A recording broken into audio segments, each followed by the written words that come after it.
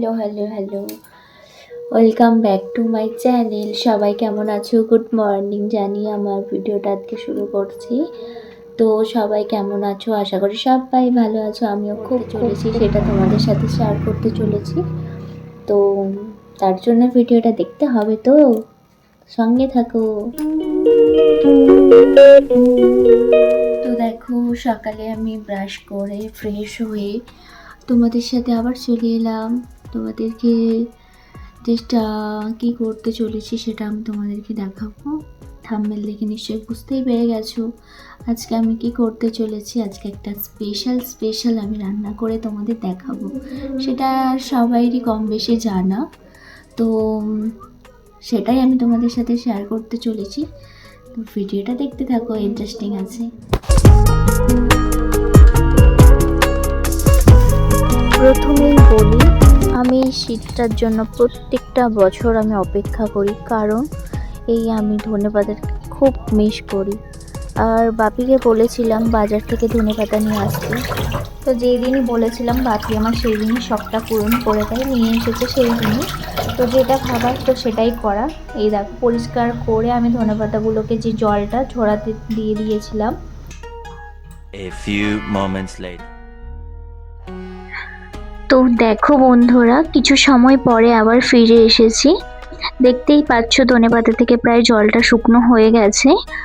আর যেইটুকু জলটা রয়েছে সেটা একটু শুকনো করাতে একটু তেল দিয়ে নেড়ে নেবো, যাতে জলটা বাকি যেই জলটা সেটা একটু শুকিয়ে যায়। তো ভিডিওটা দেখতে থাকো।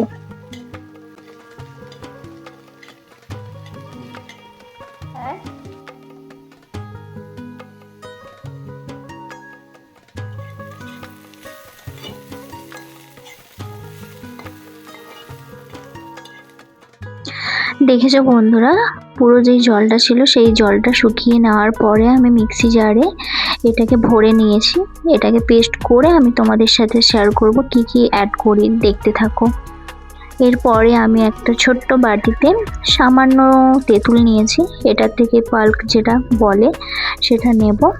তার সাথে বাকি যেই ঘরোয়া মশলা আমি তৈরি করে রেখেছিলাম সেগুলো একে একে আমি এর সাথে অ্যাড করব। দেখো, এখানে নিয়েছি কিছু রসুন, পাঁচফোড়ন, শুকনো লঙ্কা, তেজপাতা আর পেস্ট করা ধনেপাতা, তেঁতুলের পাল্প যেটা। তার সাথে এবারে মশলাগুলো অ্যাড করব। একটু নিয়েছি 2 চামচ হলদি গুঁড়ো, 1 চামচ লঙ্কা গুঁড়ো,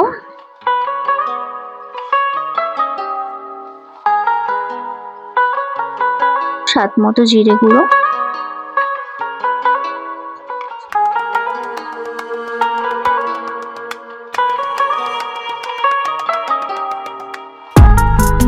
নুন যতটা তোমরা পছন্দ করো, কেউ বেশি খায় কেউ কম খায়, তোমাদের স্বাদ মতো অনুযায়ী নুন দিও। আমি এখানে 2 চামচের মতো নুন দিয়েছি।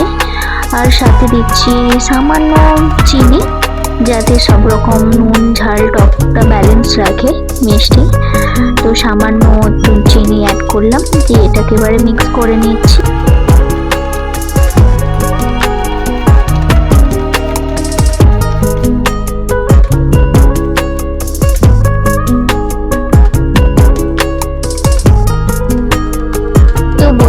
দেখতে থাকো এরপর আমি কি কি করি। প্রথমে তোমাদেরকে দেখিয়েছি আমি কি কি নিয়েছি, তো সেগুলো এবারে রান্না করার মেন কাজ যেটা সেটা তোমাদেরকে শেয়ার করছি। ভিডিওটা কেউ স্কিপ করে চলে যেও না, ভিডিওটা দেখার অনুরোধ রইল। দেখো, প্রথমে কড়াইতে একটু তেল দিয়েছি, তেলটা গরম হয়ে যাওয়ার পরে দিচ্ছি শুকনো লঙ্কা, পাঁচফোড়ন, তেজপাতা। দেওয়ার পরে এটাকে একটু নাড়াচাড়া করে নিচ্ছি। করার পরে যেটা সামান্য রসুন নিয়েছিলাম সেই রসুনগুলো এবার দিয়ে দেবো। দিয়ে দেওয়ার পরে এগুলো একটু লাল লাল করে ভেজে নেবো।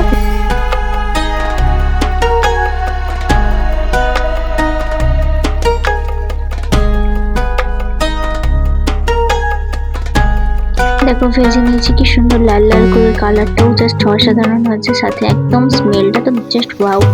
এরপর দেখো, সেই যে তেঁতুলের পাল্প সাথে যে মশলাগুলো অ্যাড করেছিলাম সেইগুলো সব একসাথে দিয়ে দেবো। এটাকে কষাবো। কষানোর পরে বেশি কষবে না, কারণ কালো হয়ে যাবে।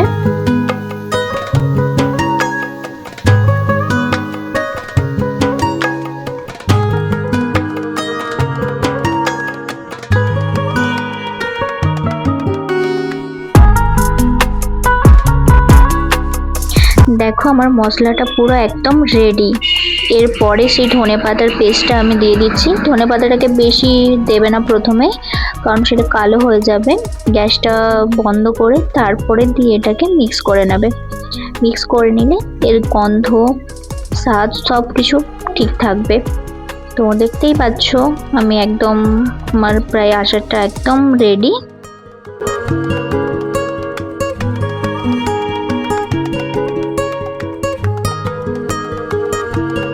তোমরা যারা এই পুরো ভিডিওটা দেখেছো তাদেরকে অনেক অনেক ধন্যবাদ এই ভিডিওটা দেখার জন্য।